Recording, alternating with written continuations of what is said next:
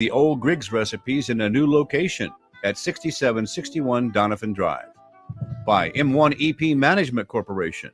By Mission Del Rey Southwest, 1421 Lee Trevino with El Paso souvenirs, decor, and gift shopping.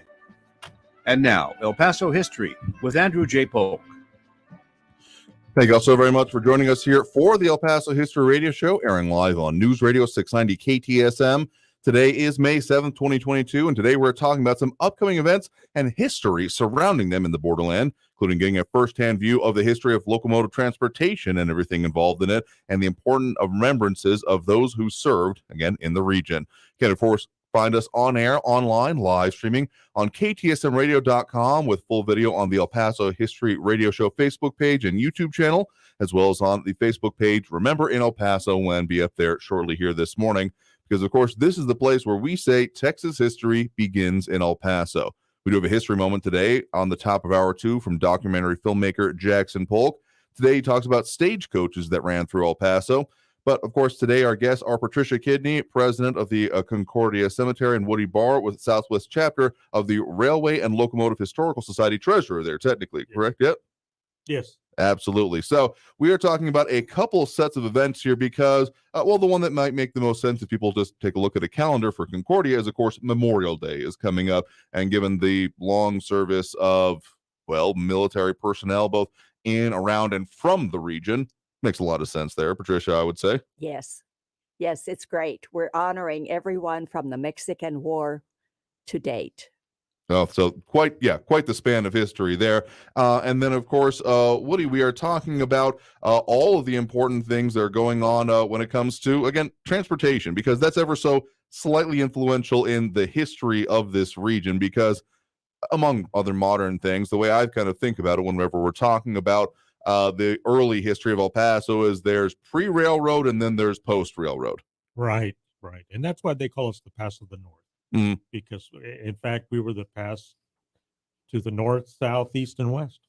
Yeah, and so, that movement through here, even though there were some, shades in the modern world about changing rail lines, and maybe them coming through here, kind of just reminds me of these situations and how there may have been things done differently in history, but you're talking about some of the things that people can still come out and see here, because you've, of course, got an event coming up a couple of weeks here now, Saturday, May 21st. What are we talking about there? This will be the El Paso Train Show. It's at 801 Hawkins, the Freeport McMoran Copper Refinery. That is where we have one of El Paso's historic locomotives. It's a 1904 Baldwin 280, and it was given to the city of El Paso. We keep it and maintain it. And since it belongs to the people, we want to show it every year to everyone. So I've actually gotten the chance to go out there in my own personal life and see this. It's an impressive piece of machinery that is out there and kind of housed rolling stock style on a track out there. It's not, strictly speaking, a museum, but still accessible on days like this, right? Yes, it is. So what are people if people are, I've actually had a couple of messages already here about people being excited about this because, I certainly had my train phase as a youngster, but would you call yourselves sometimes people who never got over that? People who are involved in like this kind of material and this kind of topic? Oh, yeah. I've always loved trains since I had model trains as a kid.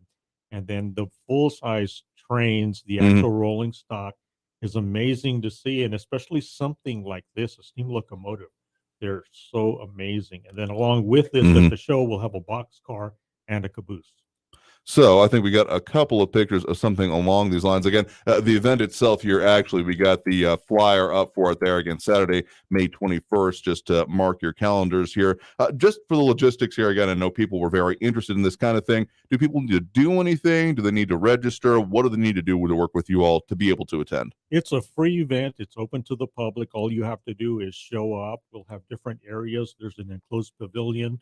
There's an outside pavilion, and then a little distance away, you'll be able to see the locomotive. For those who might have a problem walking, we have people who are running golf carts around to shuttle people, and we'll have food trucks out there, water for sale, things like that. We'll be giving souvenirs. One of the things that we do push is rail safety, and we're going to be giving kids keychains in regard to rail safety, teaching them what to do, what not to do. Hold that straight up to the camera over here, right there, so people see. I mean, because yeah, it's an important concept. It may almost sound old timey and something that falls a lot again by the wayside for people, but it's still very serious because, well, if you don't live by train tracks, you might not think about it, but if you're anywhere near them, it probably is pretty significant to your regular thinking, I would imagine. Oh, sure. And that's another issue because we become used to seeing the trains go by Mm-hmm. and hearing the whistles, and we kind of ignore them. So it's important to always pay attention, only cross when you're able to cross, and always think when you see a track, think train. Yeah, and given the amount of anytime I'm trying to go somewhere pretty much in like a central, like on the way to a Memorial Park or something like that, often then if I've taken a wrong turn or coming from a strange direction I'm not used to, running into the very many train crossings that we have, all throughout the more central parts of town here, because it's significant. Mm-hmm. El Paso was very much a railroad town, Mm-hmm. and the railroads really helped build this area. And a lot of those areas where we hate to have to wait for the trains, those were unincorporated parts way back when the railroads were developed. Yeah, that's the important part to remember, and why it's interesting to have events like this and talk about it. I think we got some of the pictures of some of the kind of locomotives you're talking about here. I mean, just some of the history of the change of it here, because rail transportation is still very much a part of, well, what is experienced in the region. But I mean, there's been a lot of different varieties of trains that have come through here. I mean, when you're talking about some of these steam engines that you got, some pictures that you provided to us here, and even just this picture just tickles me because you're talking about the more model interest here. Not quite what we're talking about for this weekend, but that's the level of interest that still exists in a lot of ways here. That is called a live steam, and that was Harry Bean. He was one of our members. He's now deceased, but he actually built a live model of 3420, an exact replica. Really? He could ride on. Yes. Wow, that's a fantastic there. So I don't want to be totally remiss and then talking, Patricia, about your event coming up here, just in case people are marking their calendars, already have them out. Let's have them mark for what you have coming up again. We have a Memorial Day, Monday, May 30th. What are some of the details people need to know there?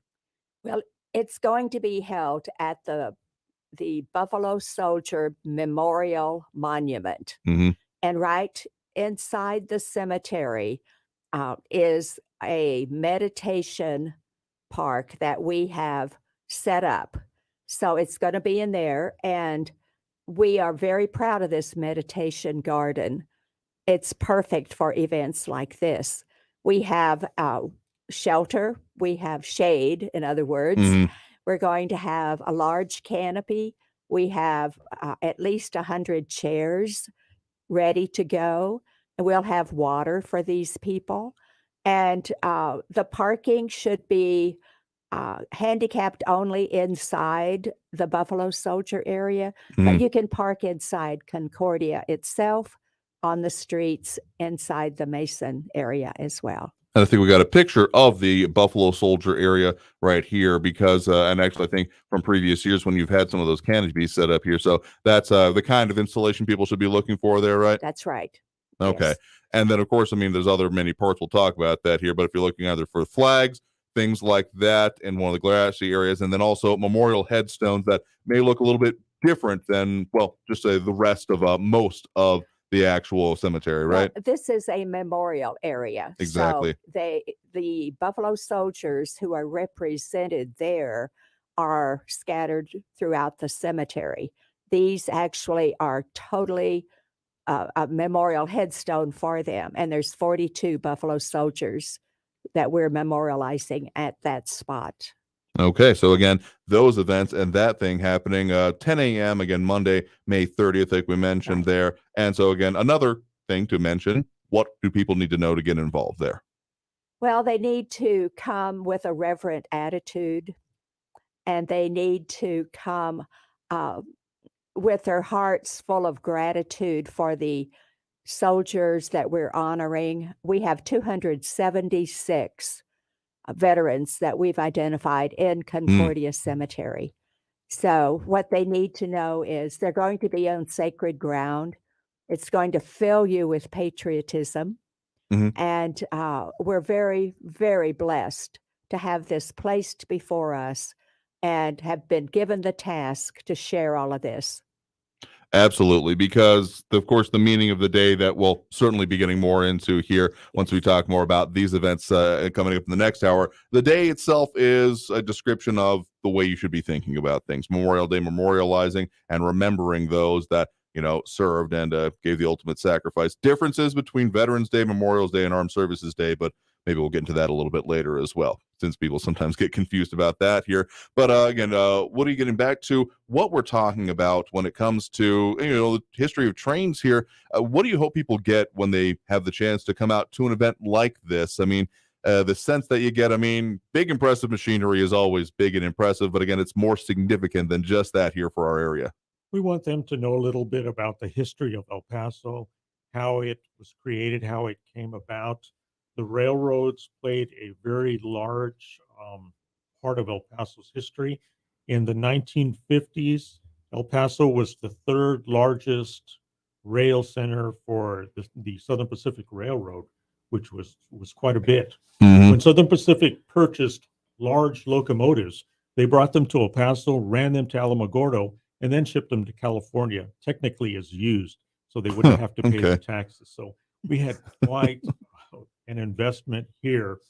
And with the changing of from steam to diesel, that very much downsized the amount of personnel that were used. So we see a little bit of it now because it comes through, but it was quite an industry back in the day.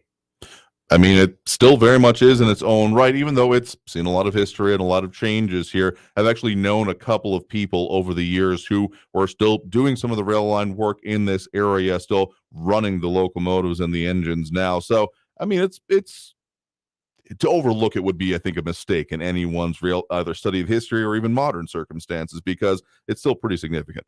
That's true. And we have a lot of cross traffic with Mexico, both the Union Pacific and the Burlington Northern Santa Fe. And Union Pacific, just about maybe 10 or so years ago, built a large facility in Santa Teresa. That was a $450 million investment in this region. Yeah, I don't have it handy here, but I've actually gotten a chance to fly over that intermodal facility out there. And a simple way people can really think about it, if they're having trouble visualizing that kind of a concept here, is that all those rail lines that used to be right next to I-10 in downtown El Paso, essentially imagine them being picked more or less straight up and then dropped over there in Santa Teresa and then elongated a little bit because it's pretty huge out there. Yes, very huge. So that's the kind of continued significance, even if, let's just say immediate neighborhood and downtown impacts have definitely been changing more recently. The history and the paths are still very much largely there. Yes, very true. We have the Baton Trainway that passes through downtown. Exactly. And the reason that was built is for some of the same issues we have now, is because people were tired of waiting for the train. So the city of El Paso made a big investment, dug a big, not a tunnel, but a below ground trainway, so that the train would not interfere with the downtown traffic. Is viaduct a correct phrase in this concept? No. Okay. I sometimes think about it that way, and then I'm wondering if I'm thinking about the wrong thing, and apparently I am. So we'll talk more about that, some of that history, and again, the trains that you can see when you get a chance to here with these upcoming events and more after this next break. Right now, again, joined here in studio by Patricia Kiddney with Concordia Cemetery and Woody Bear. I always get the idea wrong in my mind. Woody Bear with, again, the Southwest chapter of the Railway and Locomotive Historical Society, and, of course, the El Paso, Rail Museum, right? Yes. Absolutely. So qualified, certainly, to talk about these issues, if only because of the hat. Right. Again, if you're watching us over on social media here, you can see what we're talking about with these kind of things. And you definitely are kitted out for the occasion here. So we'll talk more about these and a whole lot more coming out of this first break of the hour here on News Radio 690 KTSM. You are tuned in to the El Paso History Radio Show. We'll be back with more after this break. Pepe's New Mexican Restaurant and Cantina serves the old Griggs Mexican food recipes in a new location at 6761 Donovan Drive. Enjoy great New Mexican food with cold beer and the Juan and only margarita from the cantina. The managers and cooks from the original Griggs restaurant serve tacos, combination plates, and sopapillas. Get the best Mexican food in the valley at Pepe's New Mexican Restaurant and Cantina, 6761 Donovan, near Loop 375. Call 877-2152. Many retired El Paso area homeowners don't know where to begin when it comes to downsizing and selling their home. Patrick Tuttle and his Legacy Home team follow a proven process to help retired homeowners sell faster and for more money. Call Patrick Tuttle at 915-588-1850 today and get your home sold faster and for more money. That's Patrick Tuttle at 915-588-1850. Call him today. Hey El Paso, Ivan Ochoa here, General Manager of Sunland Park Chrysler Dodge Jeep Ram. Once again, we were El Paso's #1 dealer in Chrysler, Dodge, Jeep, Ram sales in April. Thank you, El Paso and surrounding areas. The Memorial Day sales event starts now at Sunland Park Chrysler, Dodge, Jeep, Ram, Fiat. And there's never been a better time to get more for your old car, truck, or SUV. Even if you owe thousands more than it's worth, we want it. So you can save big on every new and certified pre-owned vehicle in our huge inventory. 2022 Ram 1500 trucks with 0 APR for 60 months. All new 2022 Jeep Wagoneer full-size SUV with third-row seating. 0 APR for 60 months. 0 payments for 90 days. Plus, we have aggressive lenders with great rates and terms, even if your credit is less than perfect. All military personnel and all first responders receive an additional discount. Thank you for your service. Sunland Park Chrysler, Dodge, Jeep, Ram, Fiat. Where buying a car is fun at I-10 at Sunland Park Drive or online at sunlandparkdodge.com. Estamos en tu esquina, El Paso strong. Includes factory rebate and dealer discount plus TTNL. 0 APR 1667 per thousand finance on select vehicles with approved credit. Offers not combined. What's done more to improve overall health and wellness, modern medicine or personal hygiene?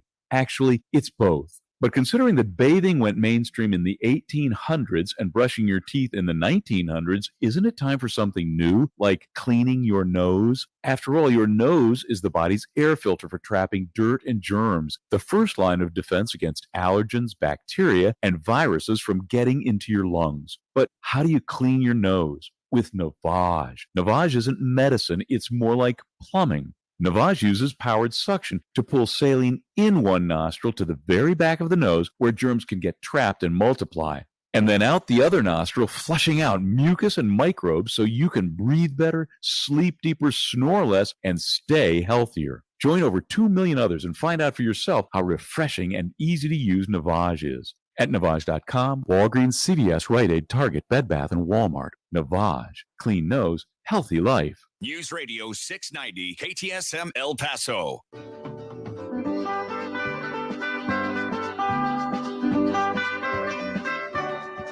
And now, let's turn back the pages of time and return to the El Paso History Radio Show. Brought to you by Patrick Tuttle, Coldwell Banker Heritage Real Estate. 915-588-1850. Pepe's New Mexican Restaurant, 6761 Donovan Drive. By M1 EP Management Corporation, 915-592-4549. By Mission Del Rey Southwest, 1421 Lee Trevino, with El Paso souvenirs, decor, and gift shopping. Here again, El Paso History with Andrew J. Polk. We are, of course, the El Paso History Radio Show on Facebook. If you're tuned with us over on our various social media pages, you can go to pretty much the main Facebook page there, El Paso History Radio Show, for our weekly promo announcements on the topics of the program each week. And if you can see what we got coming up like we had for this one, and then, of course, you can go to our YouTube channel, youtube.com/El Paso History TV, where you can find, among other things, this broadcast and also the El Paso Gold DVDs from Capstone Production, covering more than the last 20 years, fully uploaded and free for your viewing pleasure of local documentary production. Plus, in addition to that, the slightly more recent 20 segments of ABC 7 TV series from El Paso History TV. Had a hand in that myself, doing some of the production on the back end and on presenting in shorter vignettes, shall we say. I mean, full news stories, but just not quite full documentaries, ideas and major concepts of El Paso history. And also a reminder to support some of our advertisers. Pepe's Restaurant in Canutillo is open for in-house dining today. I'll be headed out there. I'll buy you all lunch if you want to come with me. 6761 Donovan Drive. You can call Pepe's at 915-877-2152, 915-877-2152. Home of the one and only margarita and all the old Griggs recipes. It's why they call it New Mexican food, usually out there, but also just a little bit even different than the wide variety of what we generally call Mexican food available in town. You might be surprised by what you can get out there. And again, joined here in studio by Patricia, Kiddney, and Woody Bear with among other things, I was been remiss in some of the full titling here. Patricia pointed out to me during the break here that you are also with the Southwest chapter of the, make sure I get the organization name right here, of the Railway and Locomotive Historical Society, right? That's right. I am in charge of getting programs for and speakers for our monthly meetings. Plus, for this event, I've coordinated the entertainment and exhibits. And you put together this very nice compact flyer covering both sets of events here. So again, a lot of information that you're in charge of here as well. But just want to announce and recognize some of the people that are, of course, over on our social media here today, because you can chime in through the show over here. Over there, we have Vince Sanchez listening from Brown Acres, Texas here. Monica Cervantes from Portales, New Mexico. And of course, the inimitable Barbara Given Bainey, better known as BGB, with Remember in El Paso When. Rose Rodriguez, Robbie Flores, Flaco Jimenez, Chris Martin, well, chiming in from far northeast, and Angie Salazar from Colorado, and Maria Embaragan from West Valley City, Utah, and family from Valentine, Texas here. So the interesting thing, and the way I was wanting to mention this right now, is that one way you can kind of consider the importance of rail lines is that most, if not all, of these locations, I mean, a lot of points would have been connected at certain points by the rail lines and been the primary. I mean, you want to talk about the cutting edge technology of the day, may not be seeming similar to, airlines, but that was the closest experience you could get at a certain point. Right. And that was the fastest mode of travel at the time. So, even the U.S. government and the states encouraged the creation of the rail lines because goods can be shipped, the military could travel, all kinds of things. I mean, the military significance of it is almost hard to overstate because I've just heard from even some more modern logistics planners doing some historical analysis and thinking how much we have to ship everything by rail lines, even to this day. I mean, I know sometimes, particularly in this area, whenever we come around to yearly training season that, 2 weeks a year they talk about for National Guard service, you'll often see coming through our area those train loads of heavy duty military equipment and vehicles that are, strap them down to rail cars and send them off to wherever they need, because that's still one of the most efficient ways here. But it struck me the other day, someone was mentioning study before that point of not having rail lines and how much of a nightmare that would have been to figure out horse-drawn everything. So it was a significant upgrade. Well, that was the importance of the Mexican Revolution, is they were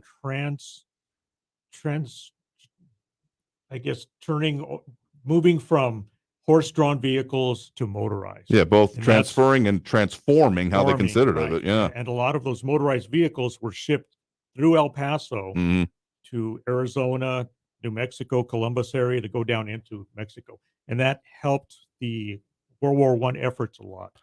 Yep, because that whole concept, I mean, even before World War I in Europe, there were some of the precursor wars to it that were more or less decided by who had access to railheads, because the amount of, just logistics power that gave you. But then also, even into the modern day, I think people don't fully get that, all the armored vehicles, even you're seeing in, other conflict areas more modernly, they don't often drive from wherever they're manufactured to that conflict zone. They are then loaded on something else and taken there. So it's either, more modernly a truck, but being able to then be brought there, like any of the armored vehicles that like Pershing was using around this area, they didn't drive straight here as much as possible. They loaded them on trains. They all came by rail. Yes. So that's a significant way to do it. And we're almost going to be coming up here with another break here, but I at least want to introduce the picture of one of the, main locomotives you're going to be talking about with your event coming up here in a couple of weeks. So we got that picture up on screen right now. So what is this locomotive we're looking at? That is locomotive number 1. That was the first locomotive of the El Paso and Southwestern Railroad. It was built in 1857. It's one of the oldest locomotives in the United States. It is in El Paso. It is in the visitor center, just south of the Civic Center. Right now, it's closed to the public. It can be opened with prearrangement to be able to see. Hopefully, it will be open one day for full-time access. But that is an amazing locomotive itself. Yeah, again, just a personal story here, was part of an effort to, as it was moved at one point after being restored, chasing it down and trying to get ahead of it as it went down I-10 so we could get the pictures of it moving through here, because it's not too often you see a whole dang railroad engine going down I-10. Just doesn't happen that often. Not going by rail. Not going by rail, exactly, and not having some catastrophic event having happened. Not to talk about derailments at all here, but still, unusual circumstance to see it here. So I was privileged to have the be part of that at previous years, because it hasn't moved recently, because it's been in that installation for a while now, right? Right. Yes, since about 2002. So that's one of the things you can see pretty constantly out there. And I remember going into that facility, the one they have it in now, and getting to see it more recently. The fact that, we can't access it right now is a little concerning, but hopefully done. But again, we're going to be talking more about one that you can go and see directly in its own facility, so to speak. So we'll be getting more into the history of that machinery, and how you all keep it going here, and a lot more after this next break here on the El Paso History Radio Show. Back after this break with more. Stay tuned. M1 EP Management Corporation is proud to sponsor the El Paso History Show. If you're tired of the ups and downs of the stock market, invest in real estate. M1 EP manages apartments in El Paso and helps investors buy, hold, and sell property. See the website, m1ep.com. M1ep.com. To learn more about the many benefits and long-term appreciation of investing in real estate, call 915-592-4549. 915-592-4549. El Paso History TV is now available for free on YouTube.com. Take a look at recent ABC 7 news reports by Bernie Sargent on El Paso History TV about Waco tanks, the Franklin Mountains, Concordia Cemetery, and more. The YouTube channel also has more than 100 videos about El Paso history with lectures, documentaries, and various history clips. Go to youtube.com/El Paso History TV and find out how Texas history begins in El Paso. From the host of the hit true crime podcast, Dr. Death and Bad Batch, comes a brand new unbelievable story. Sympathy Pains investigates the shocking tale of one woman, a former nurse, who spent nearly 20 years faking illnesses and tragedies until her victims confronted her on national television. Sarah DeLashmet told people she had leukemia or muscular dystrophy, even Ebola. She knew enough to be convincing, but it was all a lie. Listen to Sympathy Pains on the iHeartRadio app or wherever you get your podcasts. Talk El Paso, weekdays at 4 on News Radio 690 KTSM, breaking down the impact of the news on the borderland and beyond. Brought to you in part by Mission Del Rey Southwest, souvenirs, gifts, and decor. That's Talk El Paso, Monday through Friday, 4 to 6 p.m., right here on News Radio 690 KTSM. Every 3 seconds, there's a new victim of identity theft. A criminal could be applying for loans in your name or even selling your personal info on the dark web. Protecting your identity can be easy with LifeLock by Norton. LifeLock monitors your info and alerts you to potential identity threats. No one can prevent all identity theft or monitor all transactions at all businesses, but with LifeLock, it's easy to help protect yourself. Save up to 25% off your first year at LifeLock.com with promo code NEWS. Research shows listeners don't like it when ads interrupt their music. So to help you remember that Liberty Mutual customizes home insurance, we made this ad optional. If you want to skip this ad, remove your left earphone. Liberty Mutual customizes home insurance, so you only pay for what you need. If you're missing this informative ad, you must love wasting your cash. It's the easy and smart way to save. Now it's all been said, so if that earphone was out, put it back in your head. Only pay for what you need at libertymutual.com. Liberty, liberty, liberty, liberty. People do some pretty cool things in their 40s and 50s, like go back to college, learn to skateboard. Whoa. Okay, maybe that one's not for everybody, but saving for retirement is. At aceyourretirement.org, you can get on track with your retirement savings no matter your age. Just have a free 3-minute chat with the friendly digital retirement coach, Avo, and receive personalized tips to help boost your savings. Start chatting with Avo today at aceyourretirement.org. A message from AARP and the Ad Council. Whether you're in business or in school, Staples has your tech. How about wireless headphones so I'm not tied to my desk? Staples has your tech. A tablet for when I travel by train? The latest laptop for a soon-to-be summa cum laude? Staples offers tech solutions and accessories for learners, small business, and remote workers too. From the latest laptops to networking solutions. And now, Apple AirPods Pro are just $199. You save $50. The latest tech solutions are at Staples, the working and learning store. Ends 5/14, limit 2 while supplies last. iHeartRadio salutes the graduating class of 2022. Get your cap, your gown, because it's going down. A specially curated playlist featuring the biggest hits of this year you'll always be linked to. And it's not just about the class of 22. Download the free iHeartRadio app for the biggest hits from the year you graduated. 72, we got you. 95, you too. Plus, enjoy podcasts that'll help you map out your best life, whether you're just entering the real world or been here for a while. The free iHeartRadio app. Discover music, radio, and podcasts you'll love. El Paso's News Radio 690 KTSM.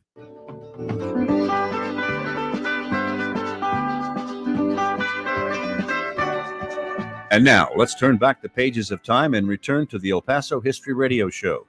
Brought to you by Patrick Tuttle, Coldwell Banker Heritage Real Estate, 915-588-1850. Pepe's New Mexican Restaurant, 6761 Donovan Drive. By M1 EP Management Corporation, 915-592-4549. By Mission Del Rey Southwest, 1421 Lee Trevino, with El Paso souvenirs, decor, and gift shopping. Here again, El Paso History with Andrew J. Polk.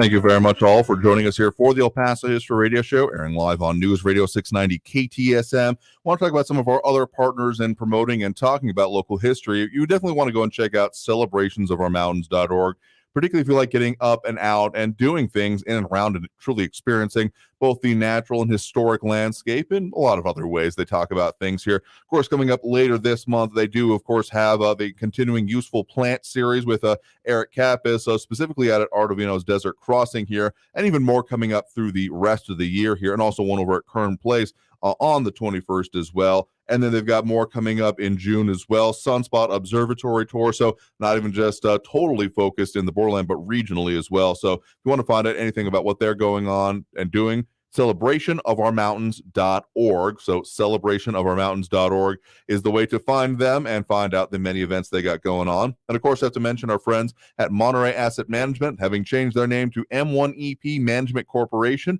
Their website now, m1ep.com. That's m1ep.com. And you can call them at 915-592-4549. That's 915-592-4549 to find out more options about, well, property investing and even property management, and particularly in these complicated times here.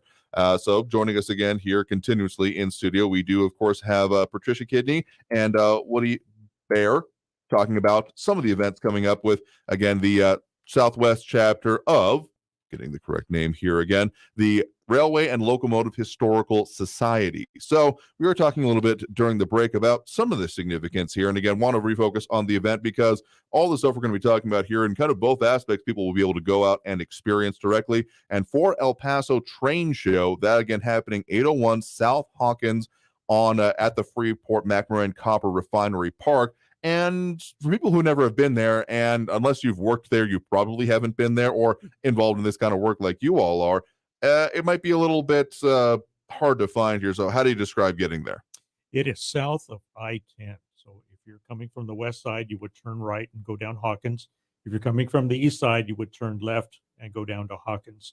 You cross some railroad tracks, and you'll see some white, big, gigantic gas storage facilities. Derricks, I think I called them, but I'm not sure if that's the correct phrase. Go just past that. Go past the first entrance, and it'll be the second entrance.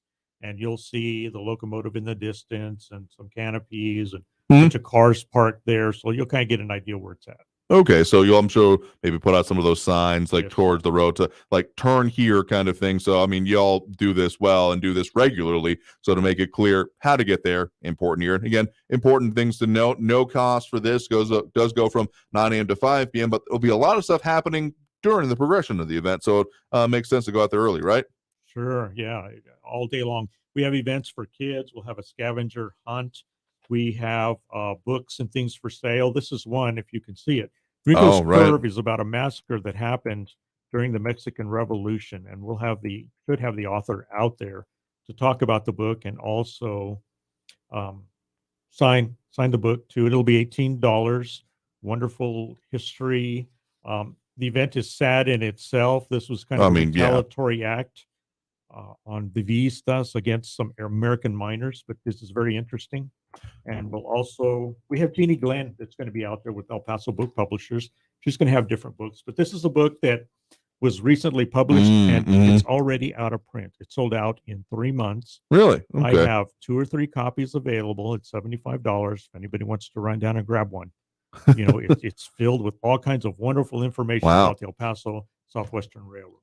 Which is, again, significant one there. And a longtime listener to the show may recognize at least one of those phrases you just used, Gringo's Curve, because we've talked with you previously about that, Patricia, and some of the interactions and importance of it within the region. And I mean, the Mexican Revolution, like you said here, is a significant marking event in a variety of ways, and including on railway transportation. Right. And we have the only memorial to the victims of that massacre. We have installed this memorial at Concordia Cemetery in the Masonic section. We have 2 of those victims buried there, and there are 5 buried at Evergreen. But in our cemetery, we have the actual information about it with the names of each and every one of those 19 people.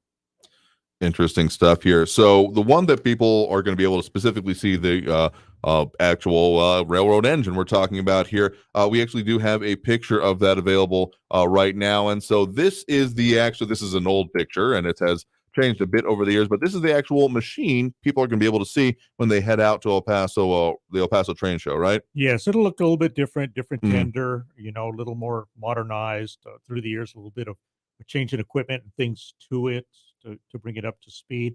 But yeah, that's the exact locomotive that you will be seeing. And it looks just like this in this picture. That is the daylight that came through El Paso in 1984 going to the Louisiana World's Fair. And we got to double head with that train through this region, which was pretty awesome. Members of the chapter got to ride the train, to Sierra Blanca and back. And wow. It was an awesome event. So again, we're talking about if you're looking over on our video here on the social media stream, one of the reasons it makes sense to go and visit it with us over there, because you see some of the pictures we pop up. We're talking about the one on the left is the one that is currently out there, right? Yes. So again, we have some of the going back to its initial pictures here, because I mean, this locomotive has been in and around here, and y'all take pretty good care of it. I mean, it's not totally considered usable anymore, but y'all keep it in pretty tip-top shape. We've got to make sure that everything is lubricated, because it does move around in the plant. We roll it out, for this event.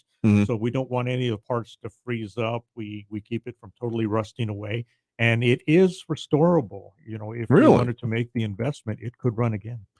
So at the very least, the current concept being keeping the rolling part of rolling stock going for now. And then, right, absolutely. And then the idea is potential for the future. Interesting there. So talk a little bit about the history of what people are going to be able to see here. I mean, I know that people can get close to it, almost refer to it as hands-on history, because you can get it right up to it. But I mean, what are we talking about when just with this machine here, what the significance of it is?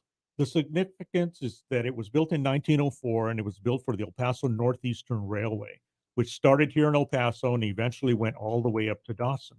So this locomotive used to bring coal to the El Paso area for homes, businesses, also coal and coke to send to Arizona to the Phelps Dodge refineries over there. And it has a lot of history. It was used to bring melons from the California-Arizona border to the Chicago Rock Island Railroad in northern New Mexico to send to Chicago and northern cities up there.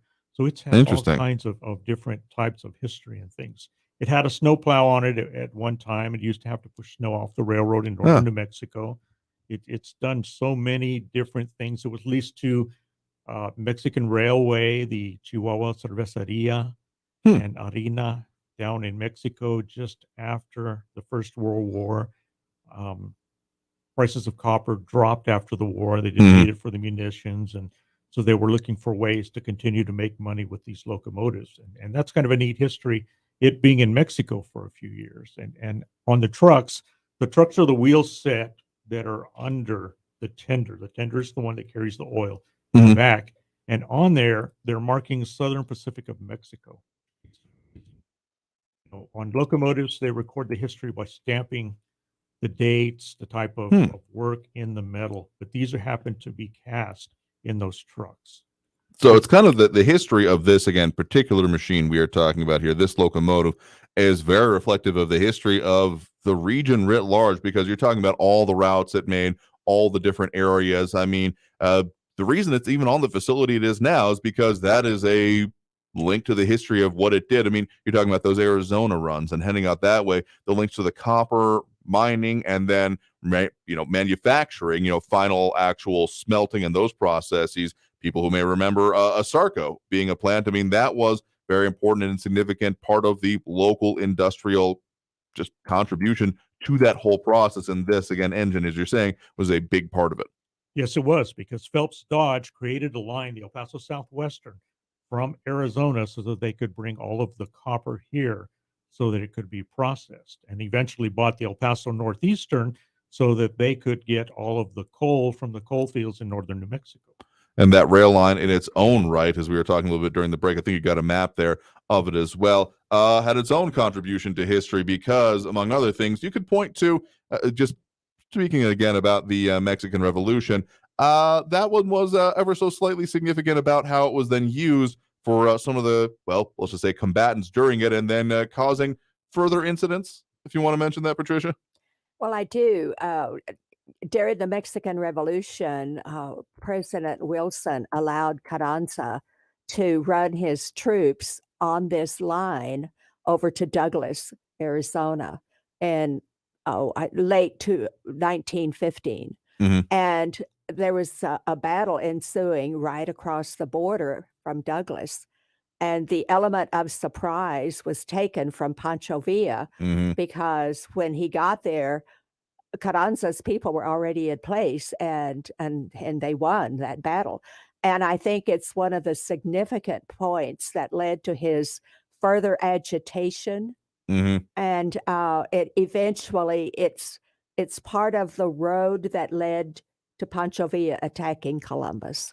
Yeah, because previously you really didn't do much north of the border in that conflict, which is why, among other things, you had, well, El Pasoans on rooftops watching the progression of the battles here because they felt, despite the stray bullet or two, again, there is a lot of lack of entertainment. I think people underestimate at that point in time here because people watching from rooftops and being like, oh, that one just missed me. Not my idea of a good time, but hey, I've never been, I guess, that bored. But the fact that they were able to do this because there was no then concern about the conflict coming north, that very much then changed when, again, Wilson made the decision, oh, yeah, you can use our rail lines, our systems to come through here and just, royally ticking off Pancho Villa happened there. And it feels a little bit victim blaming to say, and that's why he then attacked, because it was certainly a decision on his own part to do so, as we got him right there behind you over your shoulder, of course, watching this whole conversation.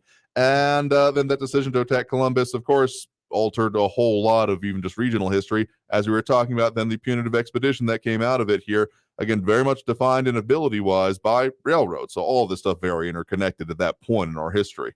Yes, very much so. Excellent here. So we got to take that next break right now. Coming out of this break, we'll talk more about the event, what people need to know, and a little bit more about some of the history of what people can see here. So we'll be back right after this break with more on the El Paso History Radio Show here on News Radio 690 KTSM. Pepe's New Mexican Restaurant and Cantina serves the old Griggs Mexican food recipes in a new location at 6761 Donovan Drive. Enjoy great New Mexican food with cold beer and the one and only margarita from the cantina. The managers and cooks from the original Griggs restaurant serve tacos, combination plates, and sopapillas. Get the best Mexican food in the valley at Pepe's New Mexican Restaurant and Cantina, 6761 Donovan, near Loop 375. Call 877-2152. The FBI calls home title theft one of the fastest growing cybercrimes in America. Listen to the alarming words of an actual home title thief. I don't need to know your date of birth and social security number. All I have to do is go to public records, create a document, and file that document. And I can take the deed from in your name and transfer it, and then I can borrow against the house or sell the house. You may have no clue until you find out that your house has been sold or till several loans or several banks are foreclosing on you.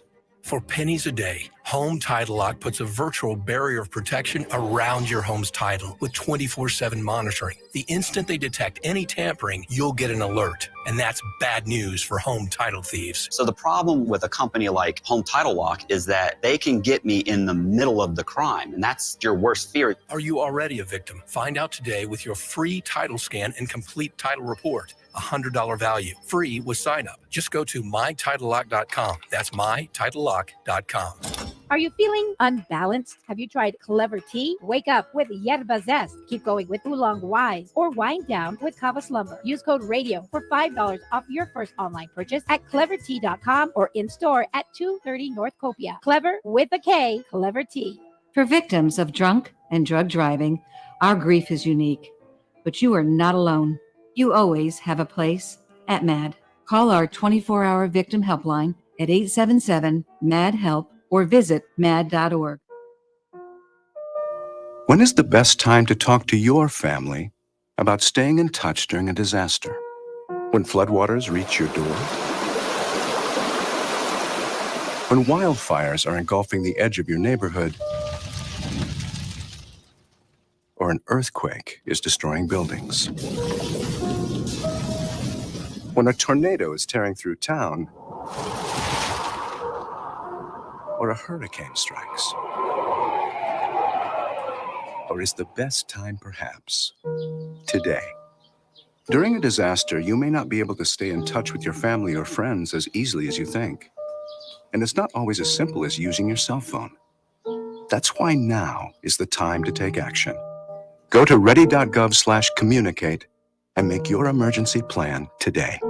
Don't wait. Communicate. Brought to you by FEMA and the Ad Council. News Radio 690 KTSM.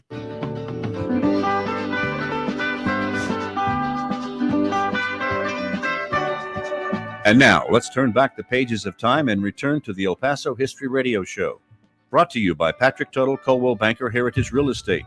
915-588-1850. Pepe's New Mexican Restaurant, 6761 Donovan Drive. By M1 EP Management Corporation, 915-592-4549. By Mission Del Rey Southwest, 1421 Lee Trevino, with El Paso souvenirs, decor, and gift shopping. Here again, El Paso History with Andrew J. Polk. Thank you all very so much for joining us here for the El Paso History Radio Show, airing live here on News Radio 690 KTSM. One other partner we want to mention this hour, talking about local history and events and such, Rick Kern's music podcast, Talk and Rock Radio, talking a lot about some of the, significant events in the musical sphere that came in and around this region. So if you want to find out what he's got going on, his videos he puts up, go to talkandrockradio.com. And of course, our partners in promoting this show, call 588-1850. That's 915-588-1850 for Patrick Tuttle Coldwell Banker Heritage Real Estate.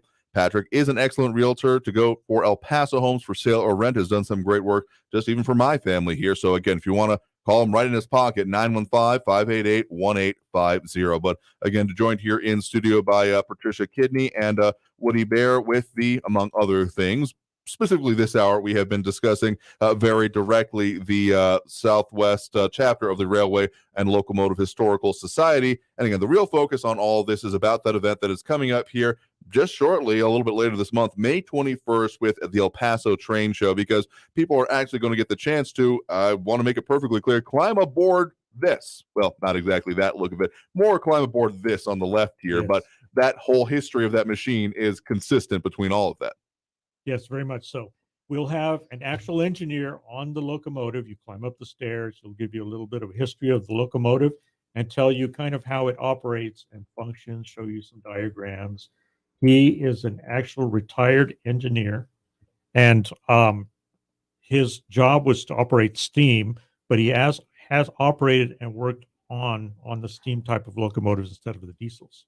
So that'll be exciting. And then also you'll be able to tour the caboose, and we will have a conductor there giving talks about railroad history, what the function of the caboose used to be, things like that.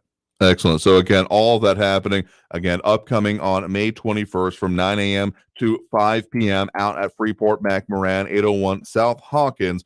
And this is a kid-friendly event and some other important things to mention with that, right? Yes, kid-friendly, family event, no alcohol allowed. We will provide food trucks for food and beverages. And I think Patricia wants to talk about the train robbery. Oh, yeah, because, of course, the event's happening that day. There's some significant ones. Yes, we're really excited to be able to bring Six Guns and Shady Ladies out, and we're going to reenact that first deadly train robbery back in the mid-1800s. And this is deadly in that the train robbers had previously robbed trains. Mhm. However, at this one, the good guys were ready for them. Ooh, Oh, okay. yes. So you're going to get to see that. It's going to be at 2:00 at the 3420 area. And then at 4:00, we'll have another show up in the park area.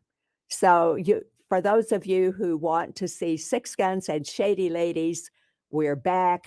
We're ready to perform for you.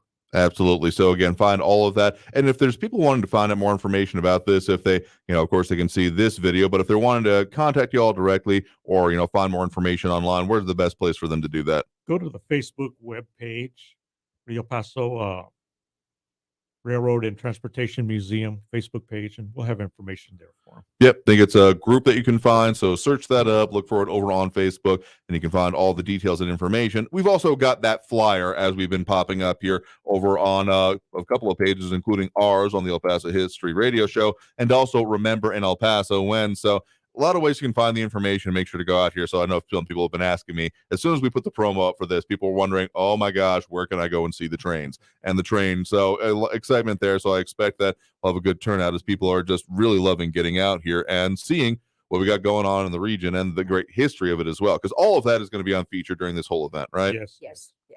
We'll have displays inside and events outside. Absolutely. Yes. We'll have some model train exhibits.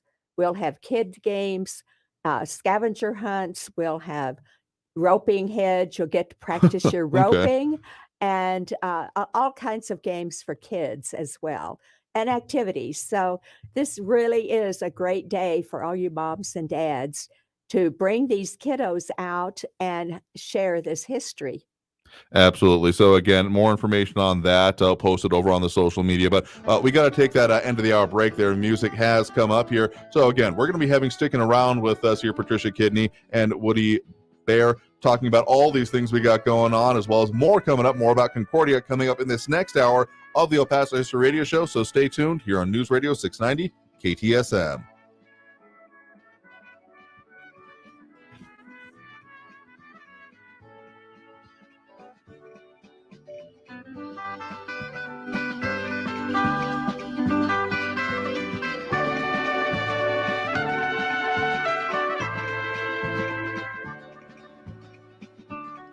Thank you for listening to the El Paso History Radio Show.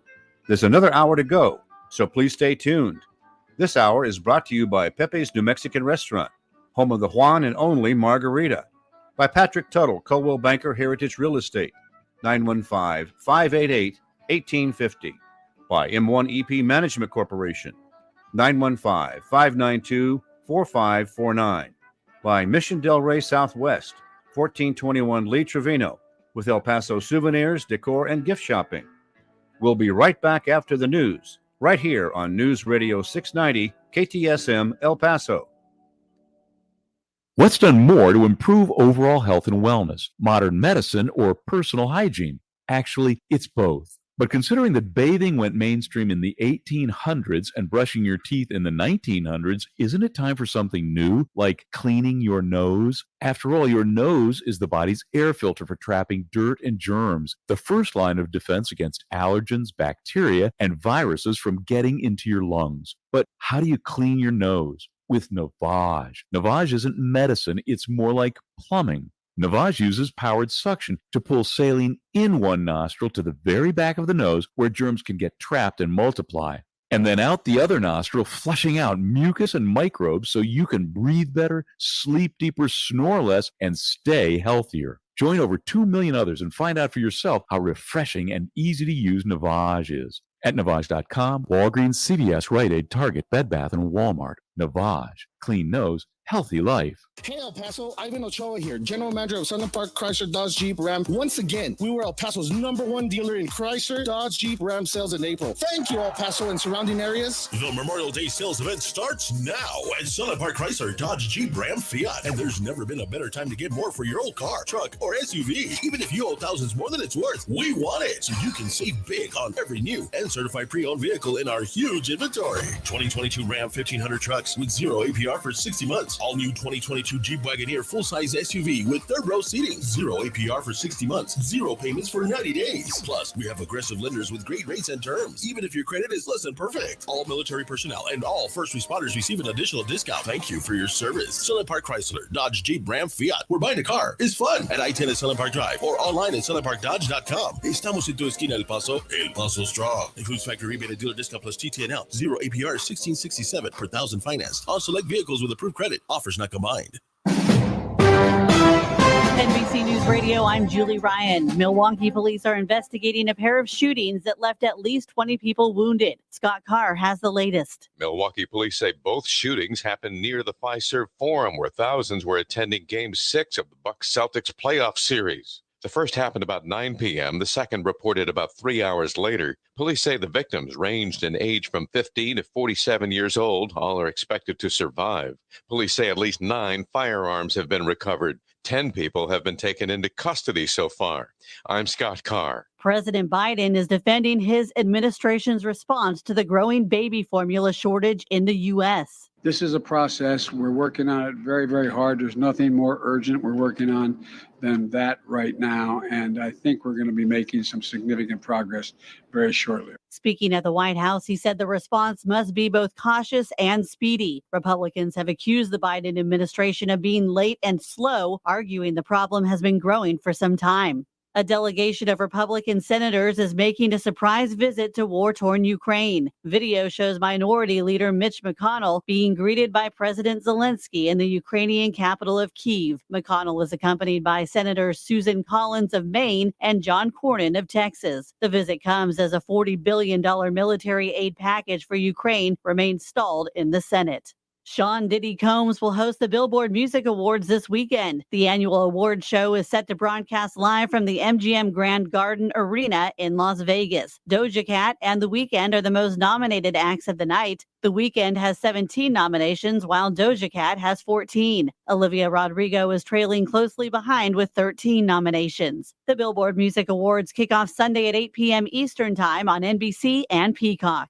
You're listening to the latest on NBC News Radio. From the KFOX 14 Severe Weather Center, this is Chief Meteorologist Sandra Diaz. This weekend does look to be a windier setup for us, with Mother's Day looking to be the windier day of the two. And it looks like also we're looking at some very warm temperatures.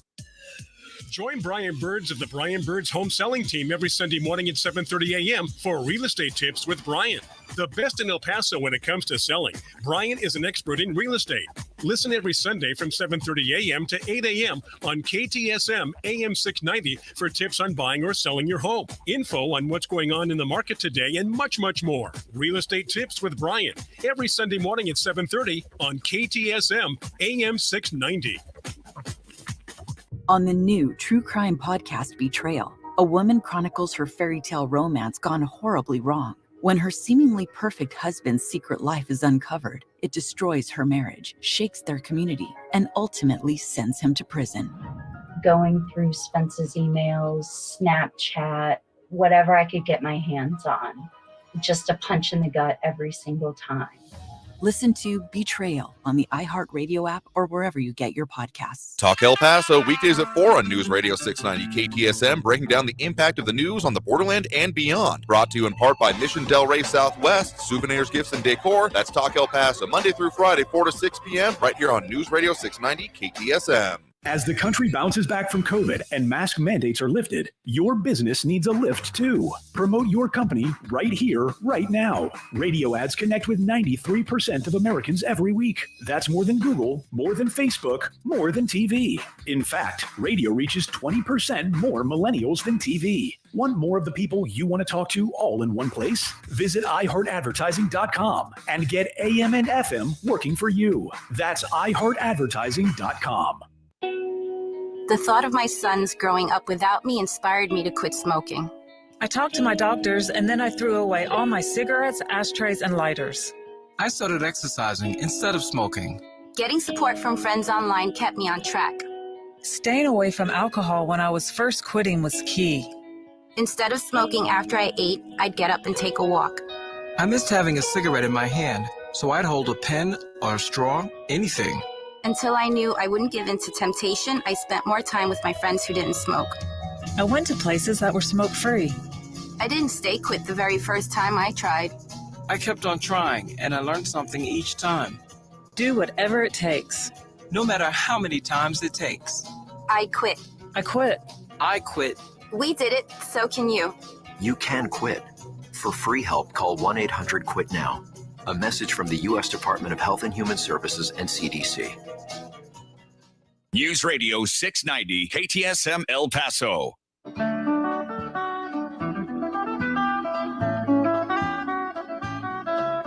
News Radio 690 KTSM presents the second hour of the El Paso History Radio Show with your host, Andrew J. Polk, streaming live at KTSMradio.com. Brought to you by Patrick Tuttle, Coldwell Banker Heritage Real Estate, 915-588-1850. By Pepe's New Mexican Restaurant, home of the Juan and only Margarita. By M1 EP Management Corporation, 915-592-4549. By Mission Del Rey Southwest, 1421 Lee Trevino, for El Paso souvenirs, decor, and gift shopping. And now El Paso History with your host, Andrew J. Polk. Thank you all so very much for joining us here for the El Paso History Radio Show, airing live on News Radio 690 KTSM, starting hour 2, as we often do, with a history moment brought to you by documentary filmmaker Jackson Polk. Today, talking about stagecoaches, another form of transportation, an important one that ran through El Paso. El Paso was a major stop for stagecoach lines carrying mail and passengers during the mid-1800s. The best known are the Butterfield Overland Mail Company, which went from St. Louis, Missouri to San Francisco, California, and the San Antonio and San Diego Jackass Mail Company, which ran between those cities with an important stop in El Paso. In 1858, businessman Anson Mills was commissioned by the Butterfield Overland Mail Company to build its El Paso station. It served as the dividing point between the east and west divisions of the 2,700-mile route, the longest distance ever attempted for a stage line. The Overland Building, completed in September 1858, was the largest and best equipped station on the Overland route and the most imposing structure in El Paso. When the Civil War broke out, U.S. Army troops abandoned forts along the stage route. That brought the Butterfield stage to an abrupt halt in March 1861. During and after the war, the El Paso stage stop served as a Confederate Army hospital, a U.S. Army barracks, and a saloon. The San Antonio to El Paso line continued carrying passengers and mail, using the station located at a site now occupied by the Plaza Hotel and Crest Building. Stage travel virtually disappeared with the arrival of the railroads in El Paso in 1881. The San Antonio station was demolished in 1898. I'm Jackson Polk with this history moment for the El Paso History Radio Show. We do appreciate the production of that, and also some of our other great partners in El Paso history work, such as Barbara Given Bainey, the operator of the great Facebook group Remember in El Paso When. Seriously, I cannot think of much of a better concentrated resource for tons of El Paso history, pictures, discussion of it. It's quite the group with more than 33,000 members at last check here. So you can go there, find it, apply to the group here. But please remember, if you're using it or doing anything with those pictures, you got to give them credit, because they do a lot of work in producing and helping to explain our history. So, of course, Chief Admin, Owner, and Historian Barbara Given Bainey, known affectionately as BGB, and along with admins Rick Duckin, Rick Nahara, Margaret D. Smith, Paul Louie, and moderator Ben Vincent. They do some really heavy lifting and continuing to keep up and deal with the interest that, of course, comes with talking about El Paso history, something we're just ever so slightly involved in and near and dear to our heart here. So we appreciate that work there. So, again, if you want to find that, they're over at, again, Remember in El Paso When, but still joined here in studio by Patricia Kiddney and Woody Bear, talking about a couple sets of events. We were talking a lot first hour about the upcoming El Paso train show, but we did also mention in the first hour that even later this month, towards the end of it, of course, with Memorial Day on deck here on Monday, May 30th, of course, with Concordia Cemetery, you're all going to be doing some very important and very appropriate remembrances and events going on, right? That's right. We're really excited to once again be able to sponsor this event. Yeah, because the vagaries of recent time here have caused some differences in what may not have been available. But again, you have this coming up Monday, May 30th at 10 a.m., particularly centering around the meditation garden and the Buffalo Soldiers Memorial Monument, right? That's right. That's where the event will be held this year. We've been having it in this area for about the last 8 years. Okay. And again, we popped up that picture. We'll pop it up again right now of that area because it's pretty impressive and I would say pretty hard to miss there. This is actually a Buffalo Soldier Monument and Memorial. And I want to say this is from one of the recent times you had this type of event out there because you can see the canopies around it in the foreground of the picture here, but you've got these 6 large flags around there, and it's more of an installation than you might see otherwise usually within Concordia. So it's something to really focus on. That's right. We built this in 2009 after being approached by the Motorcycle Club of El Paso Right. and the Buffalo Soldier Motorcycle Club of Mhm. El Paso. And we partnered with them and then were able to bring in all sorts of community groups. Mhm. And Concordia Heritage spearheaded it, and we worked for an entire year to coordinate it. And we had donations from the community for the memorial headstones. Now, these are honoring 42 Buffalo soldiers we've identified who are buried in the cemetery throughout the cemetery. So that we also have some pedestals honoring the 10 Buffalo soldiers who are buried at Fort Bliss National Cemetery.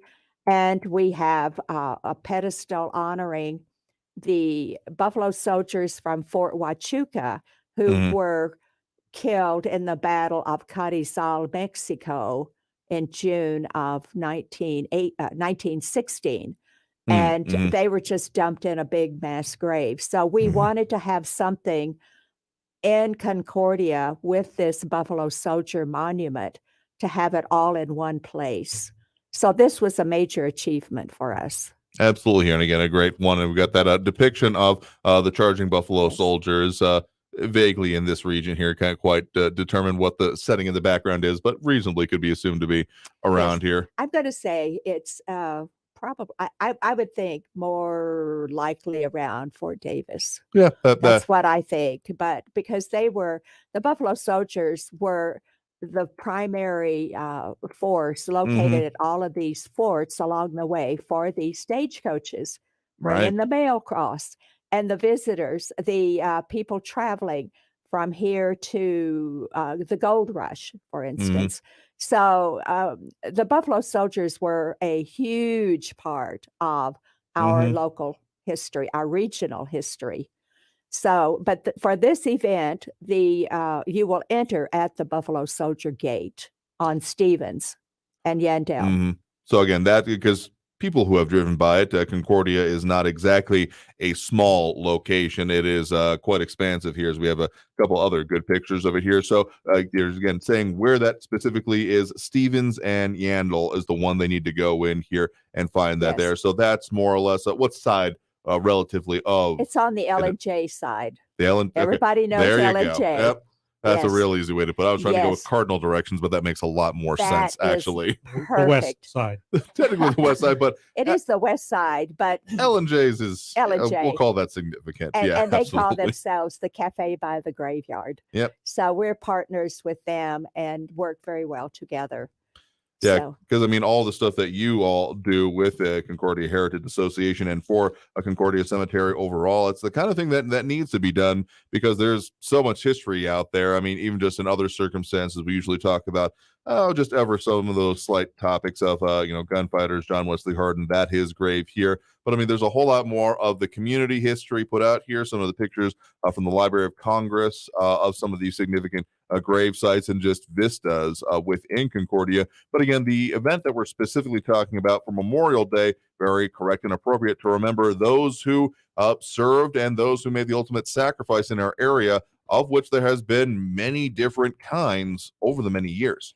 that's right. We when we started looking at all of our veterans, this movement started with the efforts of Beth Jones. One person decided She was, I think she had a great military history, family history, Mhm. and she decided this was going to be her passion. So she went to the library. She checked out every kind of document she could, and this is before internet. Oh yeah, card catalog tech is what we're talking about here. Yes, and so she was able to identify a number of people, and then she walked the cemetery, 52 acres.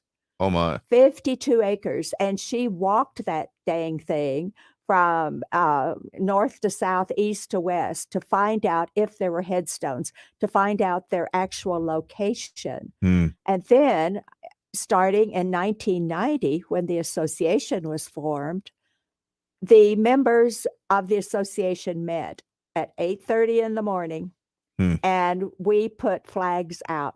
Each one were assigned a section. Oh wow. And we put flags out. And over the years, it grew and grew. And then I think in 2012, we were honored to have signage about the Camp Concordia that's located there at Concordia. And so we had our first organized Memorial Day event as we dedicated that sign, which is located at the Grand Army of the Republic, the GAR Veterans Section. And then starting 2013, we partnered with 82nd Airborne Division Veterans, and they have conducted, with partnership with us, the Memorial Day program, an official program every year. So it's very exciting. We honor veterans going back to the Mexican War, the Civil War, the Frontier Wars, the Punitive Expedition. I missed one. The Spanish-American War. Of course. Rough Riders. We've got Rough Riders. Really? Yep. Yes. And we've got, then forward, we've got World War I, World War II, Vietnam, Korea, Vietnam era. So, I mean, those that, again, the way we described it first hour, those that have either, served and gave the ultimate sacrifice in, around, or from our area. That's right. All of that is part of your programming coming up. There's 276 that we're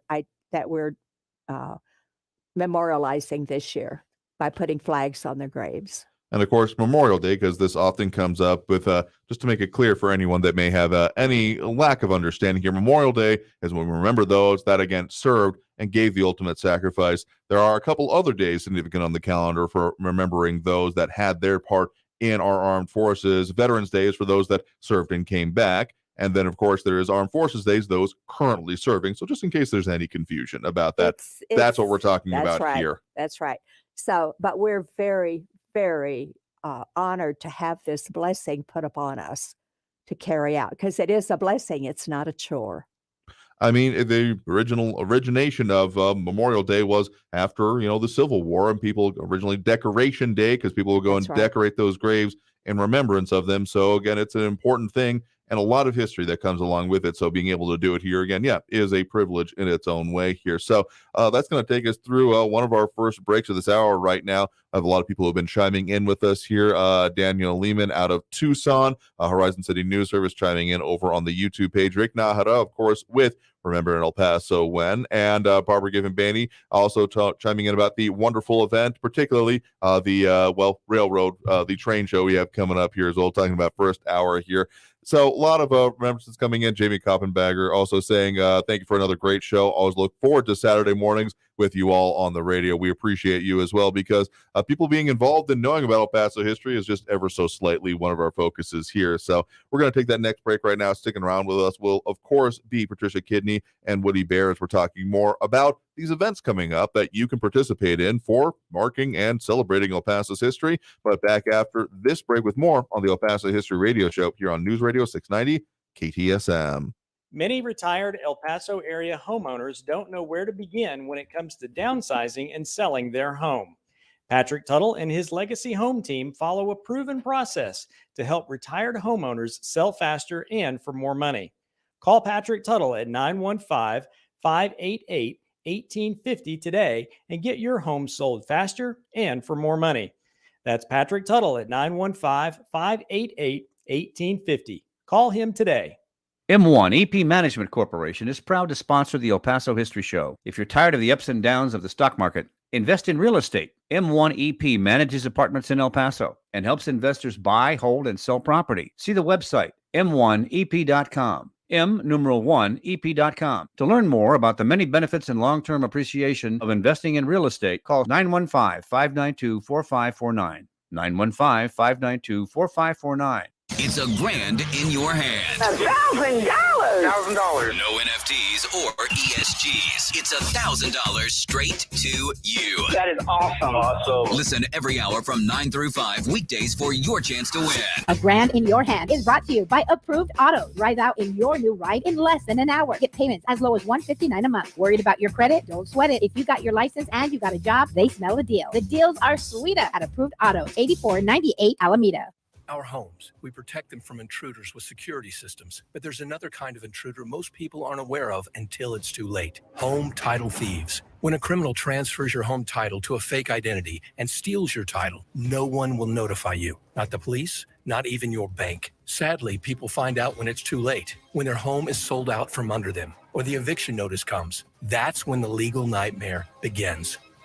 You need Home Title Lock, America's leader in home title protection. For just pennies a day, Home Title Lock puts a virtual barrier of protection around your home's title with 24/7 monitoring. Cyber technology has made it easy for criminals to steal your home. Home Title Lock alerts you if your home becomes their target. Make sure you're not already a victim. Go to mytitlelock.com and for a limited time, get your free title scan and complete title report. $100 value, free with sign up. Just go to mytitlelock.com. That's mytitlelock.com. Prescription products require an online consultation with a healthcare provider who will determine if a prescription is appropriate. Restrictions apply. See website for full details and important safety information. Subscription required. Refund available for 60 days after purchase. Hey guys, did you know there's a generic form of Viagra that works just the same but is 90% cheaper? And you can get it online? Go to 4hims.com/joy. At Hims, you'll get a free medical consultation and discreet shipping if prescribed. Love your results or your money back. To start your free online visit, go to 4hims.com/joy. That's FORHIMS.com/JOY. I'm Mark Crafts. I'm a stage 4 cancer survivor, and I've been through quite a lot. And I'm here today because of breakthroughs and because of great care. Conquer Cancer is so important to me. When you back Conquer Cancer, you are really helping researchers break through with an idea that may save lives. Help me accelerate cancer research. You can make a difference for every cancer, every patient, everywhere. Visit conquer.org. El Paso's News Radio 690 KTSM.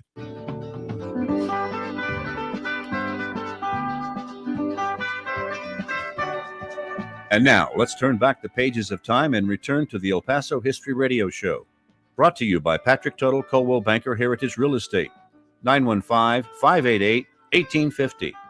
Pepe's New Mexican Restaurant, 6761 Donovan Drive.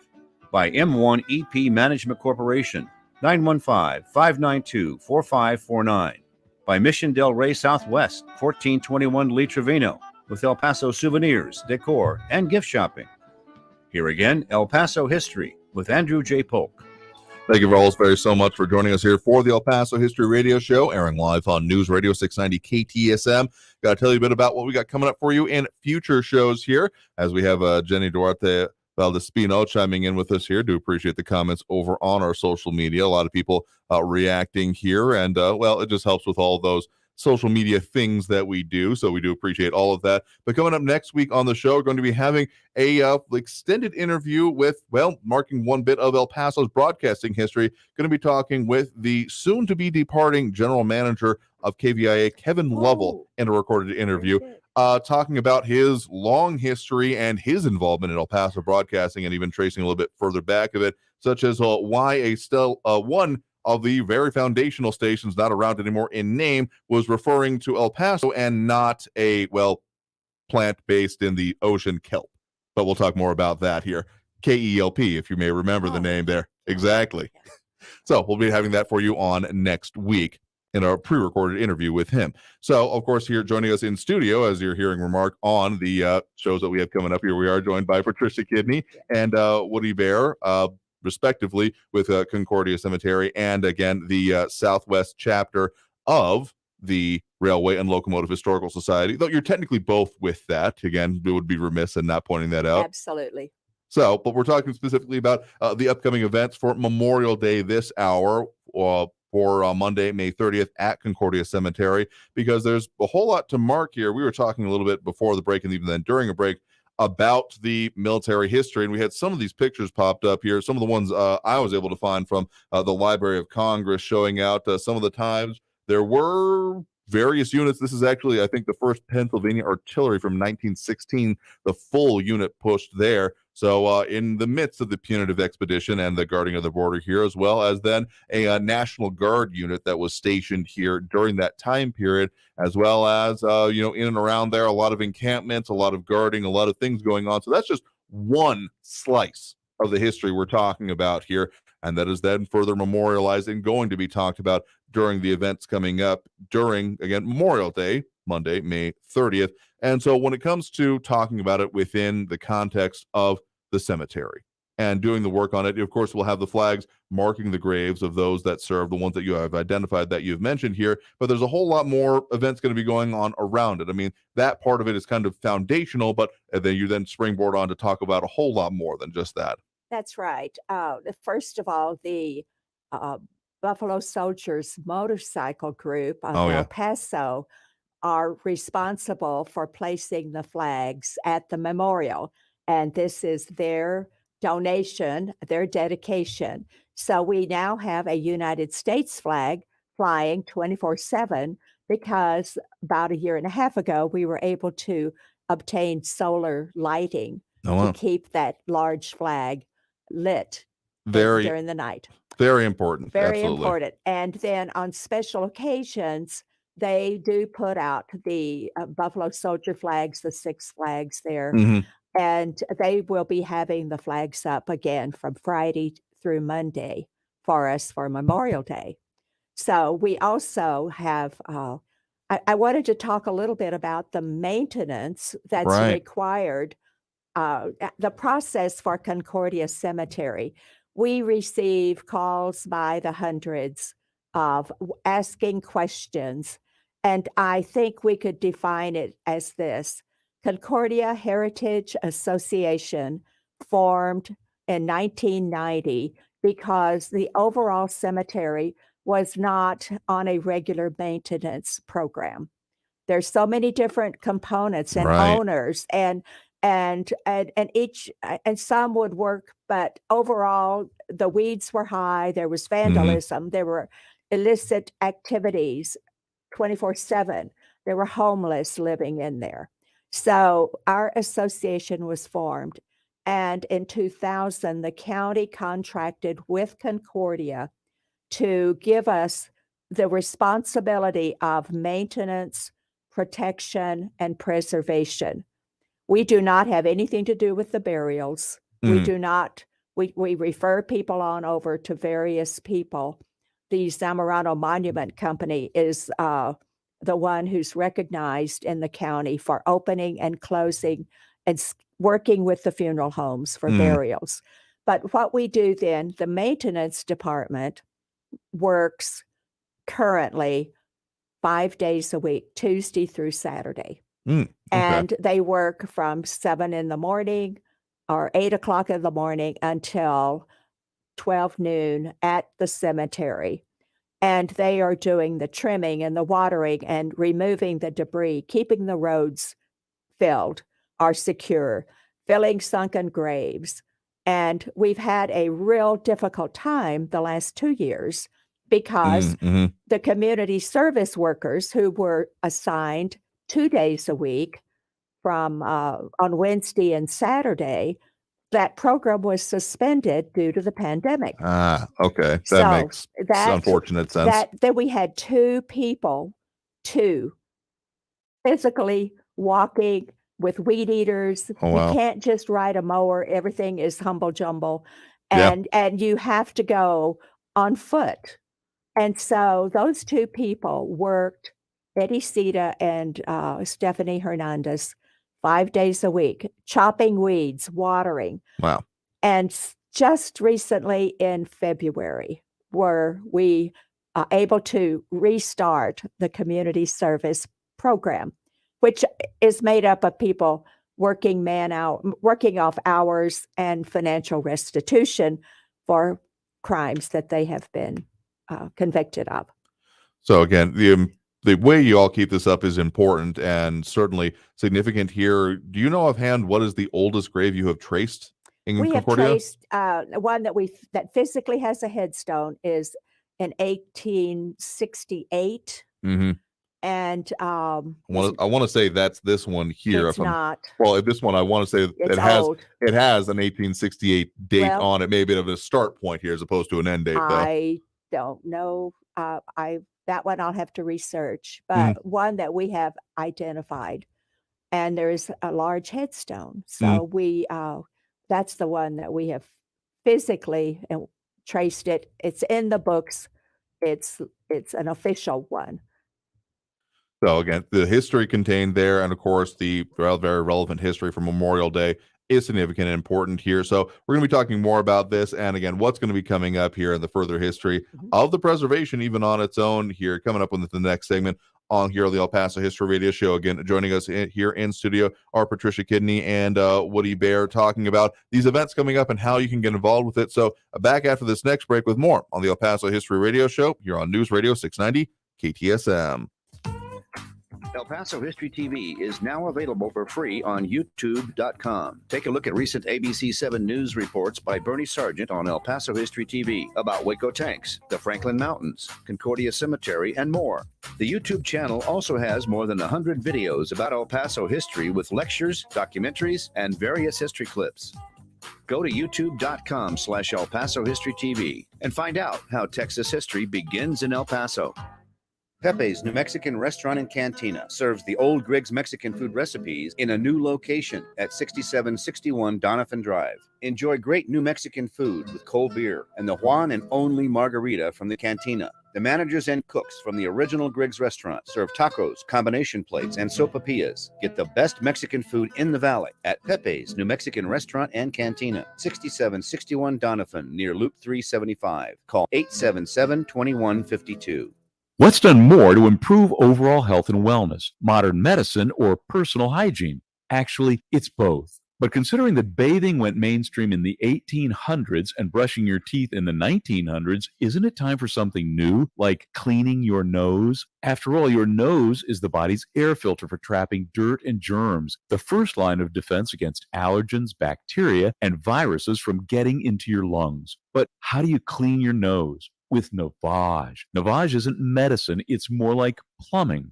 Navage uses powered suction to pull saline in one nostril to the very back of the nose where germs can get trapped and multiply.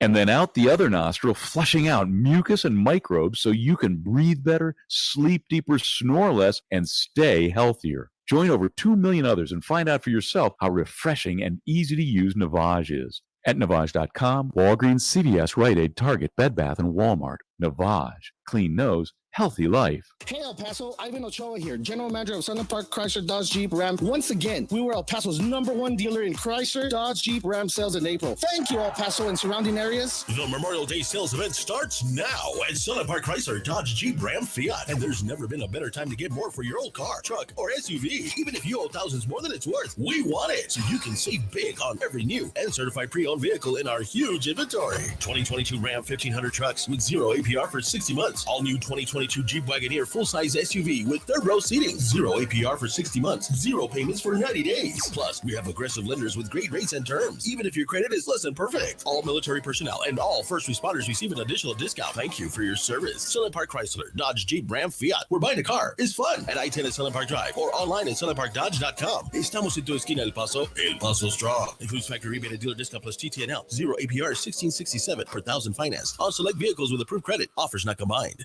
iHeartRadio Earth is here with little tips for a healthier planet. Globally, about 1,000 plants we depend on for food and products need to be pollinated by animals, including coffee, melons, chocolate, almonds, and even tequila. Help stabilize the declining honeybee population by planting native plants that they rely on for food, habitat, and nesting. Brought to you by iHeartRadio Earth and the National Environmental Education Foundation. To find more tips for smarter, sustainable living or to take action in your own community, go to iHeartRadio.com/earth. Every 3 seconds, there's a new victim of identity theft. A criminal could be applying for loans in your name or even selling your personal info on the dark web. Protecting your identity can be easy with LifeLock by Norton. LifeLock monitors your info and alerts you to potential identity threats. No one can prevent all identity theft or monitor all transactions at all businesses, but with LifeLock, it's easy to help protect yourself. Save up to 25% off your first year at LifeLock.com with promo code NEWS. Research shows listeners don't like it when ads interrupt their music. So to help you remember that Liberty Mutual customizes home insurance, we made this ad optional. If you want to skip this ad, remove your left earphone. Liberty Mutual customizes home insurance so you only pay for what you need. If you're missing this informative ad, you must love wasting your cash. It's the easy and smart way to save. Now it's all been said, so if that earphone was out, put it back in your head. Only pay for what you need at libertymutual.com. Liberty, liberty, liberty, liberty. News Radio 690 KTSM.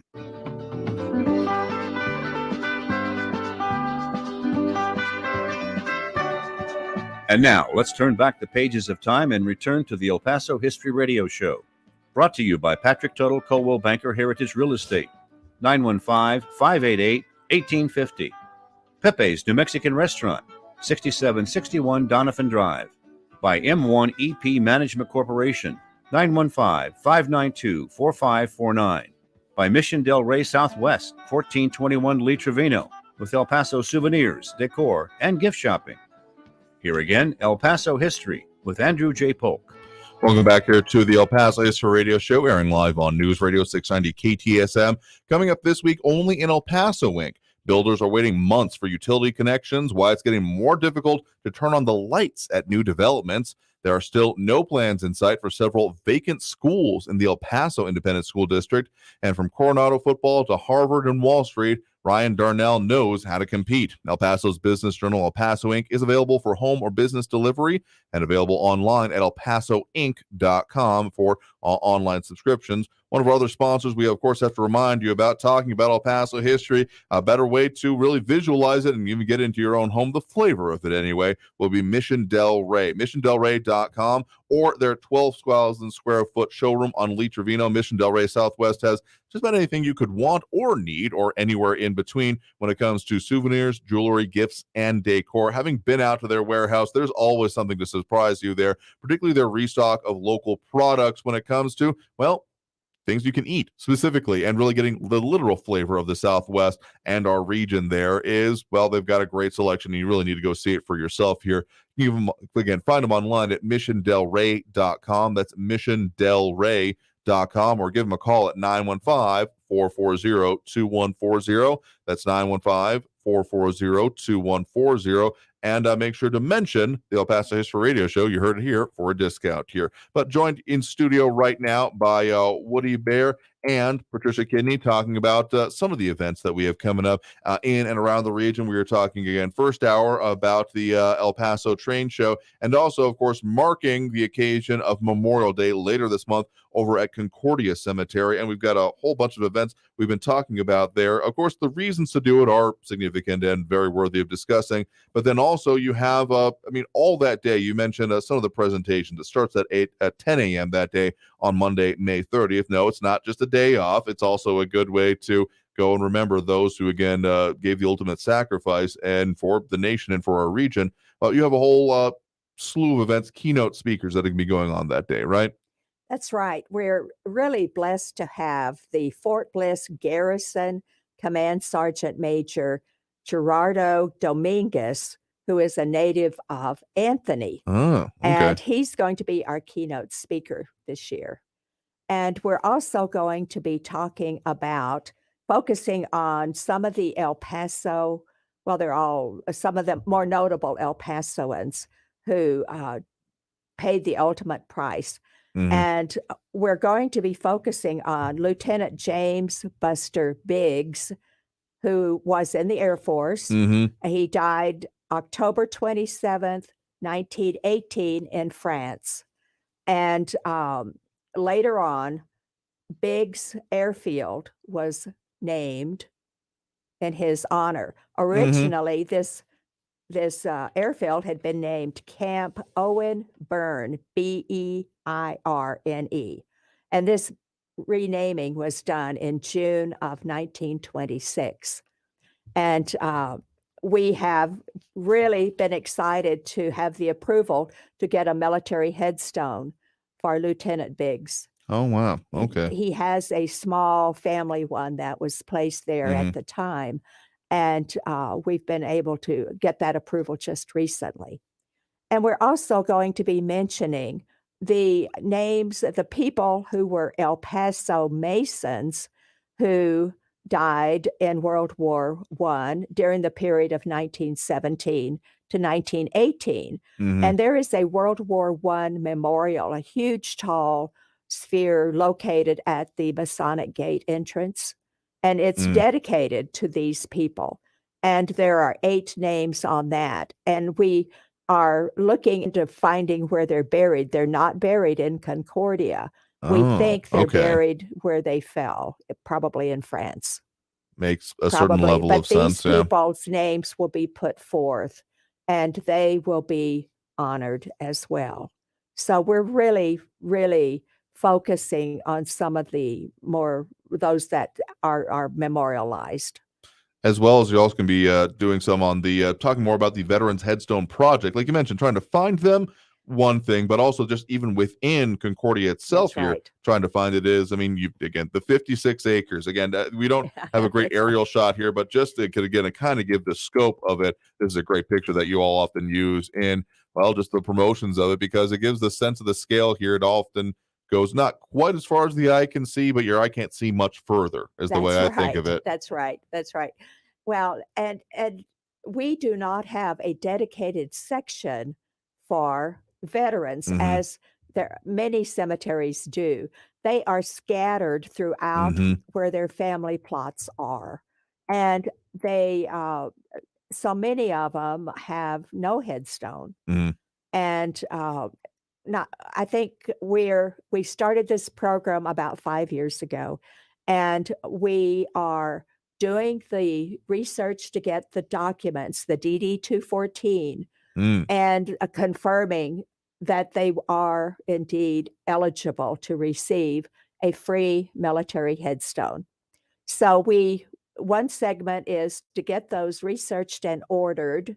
And then the second part is to pay for the installation once they're approved and they arrive. So we have been working on this for about 5 years. During the pandemic, everything got backlogged. Of course, yeah. And now the pipeline is breaking through, and we're starting to receive the headstones. And I think we have at least 3 to 5 now that we have already installed, or that we're in process of receiving them. So our goal is to make sure every veteran has a headstone. If they have an existing one and it's in good condition, then it's not eligible to be replaced with a military headstone. Yeah, it's about getting the most affected and the most that are not represented, essentially dealt with in short order here. And so to this, you've mentioned a lot of things going on that day and a lot of efforts that you all have continuously going on. A very important thing to mention is volunteers are appreciated. Volunteers are appreciated. We welcome you. And we have a variety of things that you could help us with. So call me at 915-591-2326, or go to our webpage, which is www.concordiacemetery.org. And we'll reach out, we'll connect with you, and we will find a way your God-given talents can be utilized to help at this old, sacred, historic cemetery. Absolutely. Again, it's tempting, particularly as you're just driving by, to consider Concordia as kind of like a monolithic entity, because I mean, it takes up that whole big chunk of space right there by the spaghetti bowl, even though it predates the spaghetti bowl. The spaghetti bowl more or less went around it and not vice versa. But there are all these, like you were mentioning, different sections, different parts of it. And some of them are consolidated, like, there's talked about previously, the Chinese section, the Jewish section, the Masonic section, and all these parts that have essentially different administration of the maintenance of it. So to think of it as one unit and all of it being cared of the same way would not be technically correct. That's right.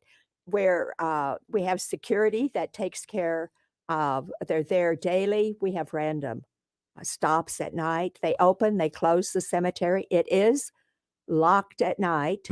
Currently, the hours are 8 in the morning to 8 at night. And if you go in after hours, be warned, you are trespassing. You will be arrested. You will be prosecuted. We will be there. We will show up. So we encourage people to obey the rules and the signs that are set forth. So, but we do have, I wanted to mention one of the largest sections is the Catholic Diocese owns 18.5 acres. And that is, unfortunately, they have not been forthcoming with support for us. So the association does not pick out any particular section to keep clean. We start from the west side and move east. And we just finally finished all of the weeds, all of the horrible trash collecting areas. We just got those done 2 weeks ago. And that'll be time to go back. Now it's time to start over again. But it took forever to get it done. And again, I mentioned the names of the maintenance people who were so diligent in just keeping their head down, using those weed eaters, and just working and working. So we're very blessed to try to keep this thing protected and maintained. We do have fundraisers coming up. Right. Yeah. Yes. I mean, we were talking about specifically Memorial Day here, but you all have a whole, again, list of events that are going to be coming up here later in this year. That's right. We're really excited about it. We're going to be having our Secret Society of John Wesley Harden again, August 20th. We try to have it on the day closest to the date of his murder, which was August 19th. So we're going to be having it the Saturday after. And then this year for our walk through history, we're excited to bring it back. We're going to change it from a daytime event, and it's going to be called a sundown walk with the spirits of Concordia. It's going to start at 5 o'clock and end at 9 o'clock. You're going to love this change. We're really excited about that. And then in doing this, we canceled our annual Dia de los Muertos festival. We simply do not have the manpower that's needed to do all the labor to make that thing work. So we canceled it, and we tried to coordinate or consolidate the walk through history with the spirit side. And that's why we're doing that differently. Yeah.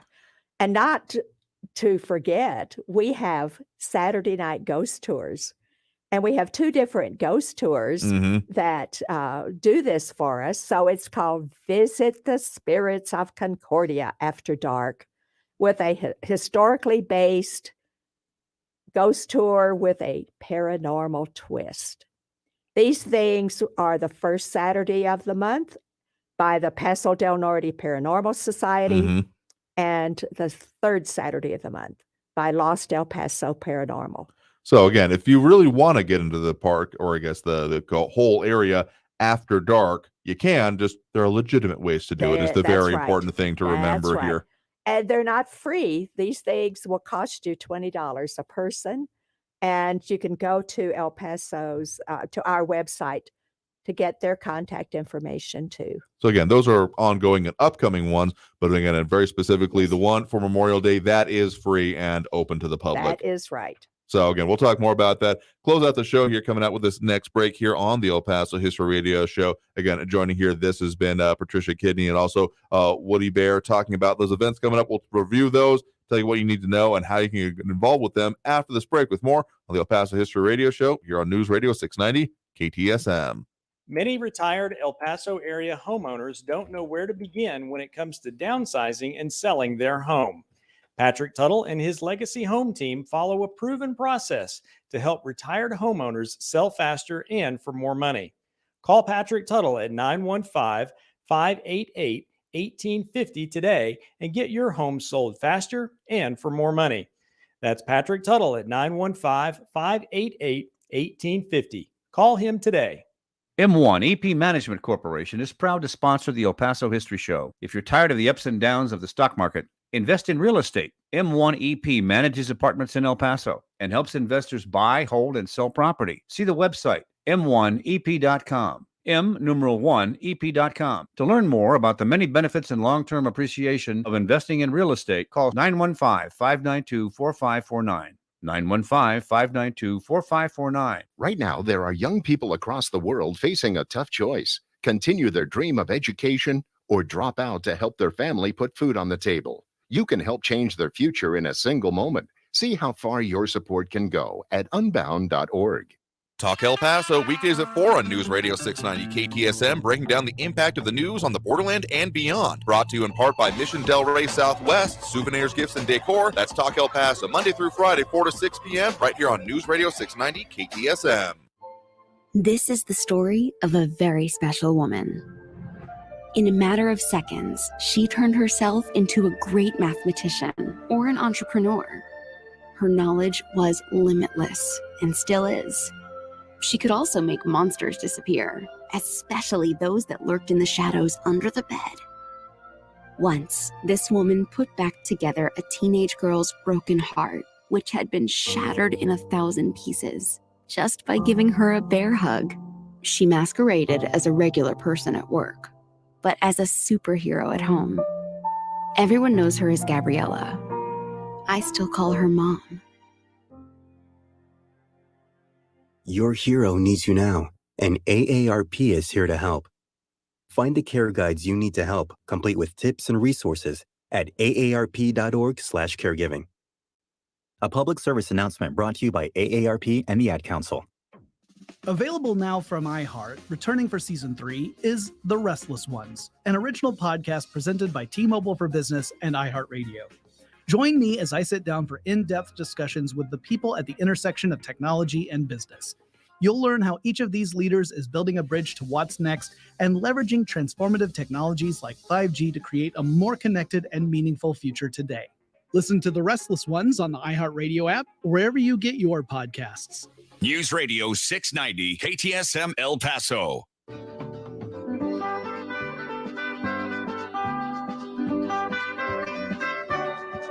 And now, let's turn back the pages of time and return to the El Paso History Radio Show. Brought to you by Patrick Tuttle, Coldwell Banker Heritage Real Estate. 915-588-1850. Pepe's New Mexican Restaurant, 6761 Donovan Drive. By M1 EP Management Corporation, 915-592-4549. By Mission Del Rey Southwest, 1421 Lee Trevino, with El Paso souvenirs, decor, and gift shopping. Here again, El Paso History with Andrew J. Polk. Thank you all so very much for having joined us here for the El Paso History Radio Show. I've been your host, Andrew J. Polk. And again, having joined us these 2 hours have been Patricia Kiddney and Woody Bear, talking about the many events we got coming up here. Again, we were talking right now about what's coming up for Memorial Day, May 30th, 10 a.m. at Concordia. Again, go to the Stevens and Yandel entrance right there near L&J to find that free there. But of course, we were talking more first hour and still want you to remember what's going on with the El Paso Train Show. That again happening Saturday, May 21st, 9 a.m. to 5 p.m. there at 801 South Hawkins at the Freeport McMoran Copper Refinery Park. Another free one, just a little bit different location you got to go to here. So any last minute thoughts you want to give about people, what they will need to know about that event there, Woody? Free, family friendly event. Great for the kids. Kids are going to get free paper hats while they last. Okay. Also, little keychains about rail safety. Mhm. You'll meet lots of different interesting people. You'll see the Six Guns and Shady Ladies reenact a train robbery and also do some other reenactments out there. You'll get to see some model trains, visit with an engineer who will tell you about the locomotive, and also a conductor who will tell you about railroads and the caboose. Absolutely. Again, you can get on it, get literal hands on the history here. So that's a great thing to know what's going on out there, all the history surrounding it, and really get involved and get to see it in a way that you don't usually get. Usually you don't get to touch the history, but in this case you can. You can climb on it, see it, and have it explained to you. think we got some pictures of previous types of events going on out there. So again, you get right up there with it. So I think that'll be an interesting one to go out to. Of course, we'll be on the air part of that time here, but I hope that everyone else has a great time out there headed towards it. And again, when it comes down to Concordia, that again, all those details available online at concordiacemetery.com. But for the actual train show, again, if people want to find it online, find out any of these details that we've been talking about, what's the best place for them to do so? It's our Facebook page, El Paso Railroad and Transportation Museum, and we'll have all the information posted there. Absolutely here. So I want to thank you all very much for having joined us here today, because it's one thing to talk about history, and we have people, including those over in the comments, Jenny Duarte Valspino, Barbara Givenbani, Rick Nahara, Daniel Lehman, and more that are appreciative of it, but getting more people involved in it, particularly, the next generation is always very important here. So we're both remembering what's going on and getting more involved so they can have their own memories is very important for all of these subjects. True. Very true. Yeah. All right. So one last thing we do want to mention here, of course, is that we'll be going out to Pepe's here today. I'll be headed out there. Will you all be headed out there as well? Yes, Absolutely. Excellent here. So we'll be doing that today as well. So I want to thank you all for having joined us here for the El Paso History Radio Show. Again, we got a lot more great stuff coming up with you in future weeks here. And the talking about El Paso history, it never truly ends here. So again, remembering for Memorial Day, just to put a final pin in that end of the month here, it's an important occasion. And a lot of people may think like, well, there's other cemeteries such as on Fort Bliss that are, the major source of it, but remembering those even before the establishment of that, that's one thing that you can really get over there at Concordia is a very important thing to keep in mind. That's true. Thank you. Absolutely here. So that'll about do it here for the program here today. I want to thank everyone who has tuned in for us, and all the comments are very much appreciated and helping us continue our mission to talk about all things involving El Paso history here on the program. We do take suggestions at times. If you have an idea for a show, just drop us a line. My email is andrewpolk@iheartmedia.com. But you can also take calls in the show in future editions here. So a lot of people have chimed in here. We do appreciate it all. We'll be back here next week with more on the El Paso History Radio Show here on News Radio 690 KTSM. So again, Patricia, Woody, thank you all very much for being here with us today to talk about all these aspects of history and how y'all help facilitate it for everyone in the region and how they can get involved here today.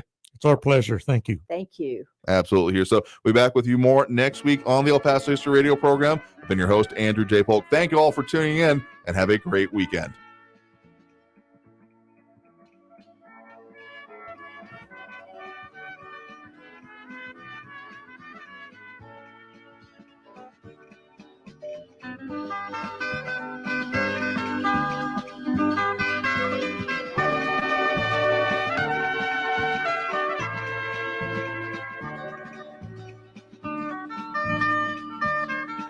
Thank you for listening to the El Paso History Radio Show. We hope you'll join us again next Saturday morning, 10 to noon. And be sure to tell a friend about us. Brought to you by Patrick Tuttle Coldwell Banker Heritage Real Estate, 915-588-1850. By Pepe's New Mexican Restaurant, home of the Juan and Only Margarita. By M1 EP Management Corporation.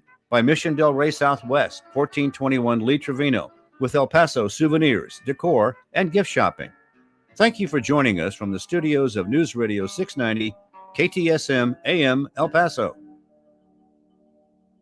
What's done more to improve overall health and wellness, modern medicine or personal hygiene? Actually, it's both. But considering that bathing went mainstream in the 1800s and brushing your teeth in the 1900s, isn't it time for something new, like cleaning your nose? After all, your nose is the body's air filter for trapping dirt and germs, the first line of defense against allergens, bacteria, and viruses from getting into your lungs. But how do you clean your nose? With Navage. Navage isn't medicine, it's more like plumbing. Navage uses powered suction to pull saline in one nostril to the very back of the nose where germs can get trapped and multiply, and then out the other nostril, flushing out mucus and microbes so you can breathe better, sleep deeper, snore less, and stay healthier. Join over 2 million others and find out for yourself how refreshing and easy to use Navage is. At Navage.com, Walgreens, CVS, Rite Aid, Target, Bed Bath, and Walmart. Navage. Clean nose, healthy life.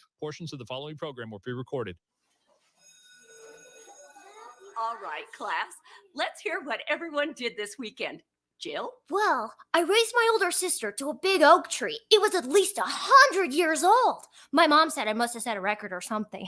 And then we went down by a stream and perched up on this huge rock and saw all of these little minnows swimming around way below us. And then I rescued my little brother from an evil slug king who was guarding him at the bush fortress. And my sister and I brought him back to our super twig fort for safety. And then we all laid out and told stories until it got dark. And the Big Dipper led us all the way home. Wow, awesome. Where were you, Jill? Yeah. We went to the forest. It's not that far away. Anyone want to come this weekend? Ask your parents to take you and your friends to the forest this week and find the fun, adventurous you. It's closer than you think. Check out Discover the